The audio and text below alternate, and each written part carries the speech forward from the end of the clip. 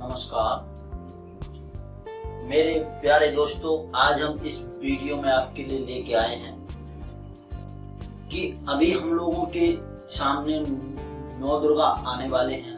नौ दुर्गा मतलब जो नवरात्रि होती हैं उसकी जो पूजा पाठ के संबंध में हम लोगों को कुछ सावधानियां बरतनी चाहिए।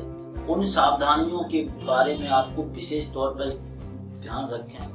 देखिए, यह सावधानी चाहे आप नौ दुर्गा में पूजा पाठ कर रहे हैं या फिर नहीं भी कर रहे, किसी भी प्रकार से कोई भी आप अपना काम कर रहे हैं, फिर भी आपको ये सब बातों पर विशेष ध्यान रखना चाहिए। इसी के साथ अगर आप अभी तक आपने हमारे चैनल को सब्सक्राइब नहीं किया है तो आप लोग सबसे पहले चैनल को सब्सक्राइब करिए और बेल आइकन पे भी क्लिक जरूर।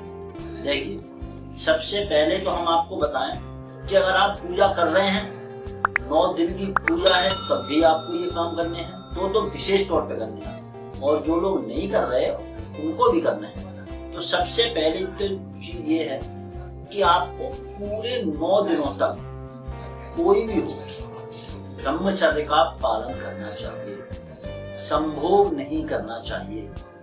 ठीक है, महिला और पुरुष दोनों को बहुत विशेष तौर पर सावधानी रखना चाहिए। दूसरी चीज ये है कि जो लोग पूजा करते हैं उन्हें तो सबसे पहले अपने घर में एक अखंड ज्योति जला देनी चाहिए, जो 9 दिन तक लगातार जलती रहे। अखंड ज्योति में आप जो बाती वगैरह रखें वो इतनी लंबी रखें कि वो 9 दिन तक आपकी चल जाए। लगभग ये जो 1.25 हाथ के आसपास की होती है, जो कलावा होता है, जो मूली होती है, उसको आप बांध के लंबा सा अपने हिसाब से लगभग इतनी लंबी बाती उसको बना के उसका यूज करने सबसे अच्छा है। अब देखिए, 2 चीजें हो गई आपकी।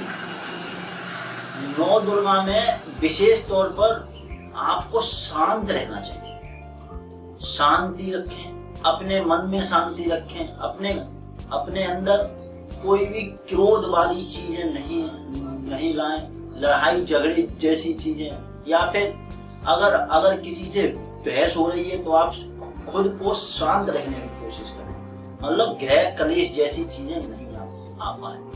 अपने से बड़े माँ बाप या भाई बहन जो भी कोई है सबका सम्मान करें, क्योंकि 9 दुर्गा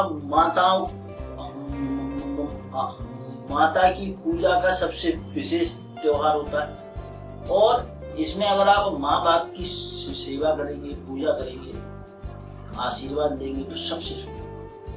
ठीक है। और लहसुन प्याज का भोग ना करें आप। मतलब जो लोग पूजा पाठ करते हैं उनको तो विशेष तौर पर मना है, लेकिन जो लोग नहीं भी कर रहे हैं उनको थोड़ा सा इससे बचना चाहिए। लहसुन प्याज ना खाएं, शराब, मीट, मदिरा, तंबाकू, ऐसी कोई भी चीज जो तांत्रिक या जो तामसिक प्रवृत्ति की होती है, इनका प्रयोग ना करें। और हम आपको बताएं, जैसे लोग बाग 9 दुर्गाओं में भी बाल कटवाते हैं, तो बाल वगैरह 9 दुर्गा में ना कटवाएं। शेविंग वगैरह या दाढ़ी मूंछ वगैरह या नाखून वगैरह ऐसी चीज ना ही कटवाएं और ना ही काटें। ठीक है। देखिए, जिनका जो नाई है उनका तो भाई बिजनेस है, उनकी तो बात दूसरी है, लेकिन जो हम लोग पर्सनली तौर पे रहते हैं तो अपने नाखून ना काटें, बालों की कटिंग ना करवाएं। हम लोगों को अपना विशेष ध्यान रखना है। और सबसे बड़ी बात, जब आप घर में 9 दुर्गा के लिए जो पूरा का पूरा मतलब जो पूजा पाठ का कार्यक्रम कर रहे हैं, तो घर को कभी खाली ना छोड़ें। कोई ना कोई एक व्यक्ति घर पे रहना चाहिए। ऐसा होता है कि 9 दुर्गा में जिन घर में पूजा होती है उनके यहाँ पर कलश वगैरह स्थापित किया जाता है। तो कलश में माँ लक्ष्मी आती हैं और भी जो देवी माँ हैं सारी की सारी उस कलश में आती हैं। कलश सभी देवी देवताओं के लिए होता है। तो अगर आप घर को खाली छोड़ देंगे तो वो बहुत अशुभ हो जाता है। इसलिए आपको जो घर खाली नहीं छोड़ना चाहिए, कोई ना कोई एक आदमी घर पे रहना चाहिए। और देखिए सबसे बड़ी बात, ब्रह्म मुहूर्त में उठने की कोशिश करिए। जो ब्रह्म मुहूर्त का समय होता है 4:15 से लगभग 5:15 बजे तक, इस समय तक आपको उठ जाना चाहिए और अपना नित्य कार्यक्रम कर लेना चाहिए। उसके बाद जितनी जल्दी हो सके उतनी जल्दी अपना पूजा पाठ कर लीजिए। चलिए, और देखिए चमड़े का प्रयोग नहीं करना चाहिए आपको।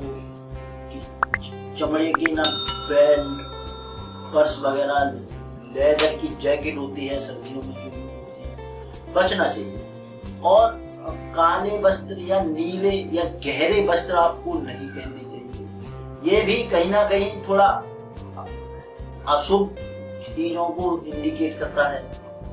और हम आपको बताएं, जो लोग 9 दिन का पूरा व्रत कर रहे हैं, पूजा पाठ कर रहे हैं, उन लोगों को कोशिश करनी चाहिए कि वो 9 दिन पूरे जमीन पर अपना बिस्तर लगा के सोएं। क्योंकि जमीन धरती माँ का ही रूप होती है और जमीन पर आपका बिस्तर अशुद्ध नहीं होता। जो बेड वगैरह होते हैं, जो डबल बेड या ये जो है जो सोने वाले होते हैं, ये सब अशुद्ध हो जाते हैं, इसलिए उस पर नहीं सोना चाहिए। और जो लोग अपना सो रहे हैं तो वो भी अपना कोशिश करें, और अगर कोशिश नहीं भी कर सकते तो थोड़ा अपना कंट्रोल करें कि कुछ भी गलत ना हो। बेड की साफ सफाई अच्छी से करवा लें, बेडशीट वगैरह एकदम साफ करवा लें, ये सब चीजें। अब देखिए, जो लोग 9 दुर्गा में व्रत रहते हैं वो लोग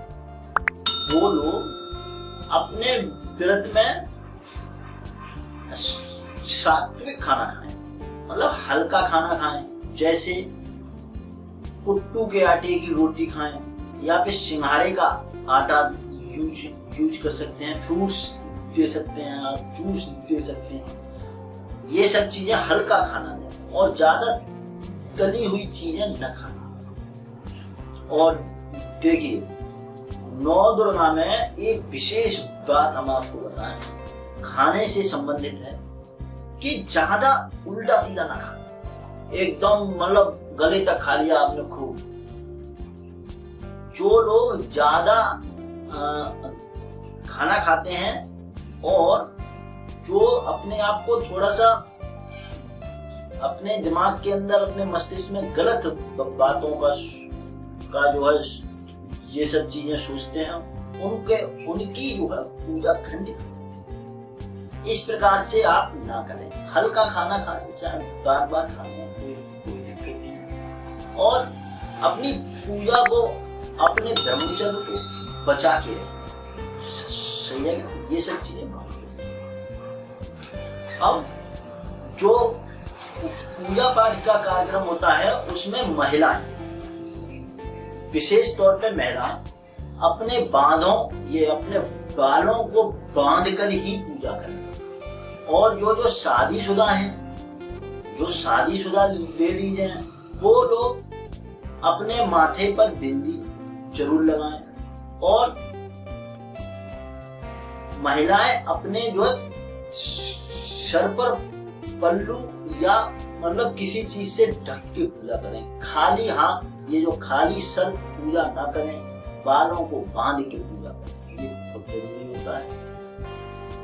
बाल खोल के पूजा करना एक तामसी प्रवृत्ति का एग्जाम्पल होता है, जिससे हमें बचना चाहिए। और जो लोग पूजा पाठ करते हैं वो लोग अपने नवरात्रि में एक छोटा सा कलश स्थापित कर लें। आप लोग अगर मंत्र वगैरह या फिर किसी प्रकार से नहीं जानते हैं तो जो सीधा सीधा लाके अपना थोड़ा सा कलश में जो भी कुछ सामान पड़ता है, कलश के लिए हमने एक अलग वीडियो बनाई है। आप उसमें कलश के बारे में पूरा का पूरा विधि ज्ञान बाकायदा समझ सकते हैं, उसमें आप देख लेना।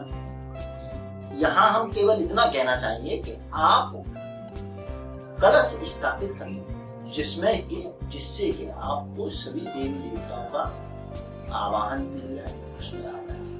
ठीक है, इसी प्रकार से हमने आपके लिए बहुत काम की चीजें बताई और उम्मीद करते हैं कि ये सब चीजें अगर आपने अपने जीवन में 9 दिनों के अंदर अपने अंदर परहेज कर लिया, इन सब चीजों से बच गए, तो आपको आने वाले समय में नुकसान नहीं होगा। हम लोग जाने अनजाने में बहुत सारी गलतियां कर देते हैं, जिसकी वजह से आने वाले समय में बहुत बुरा और मतलब बहुत ज्यादा खतरनाक, बहुत ज्यादा नुकसानदायक चीजें हमको फेस करनी पड़ती, जैसे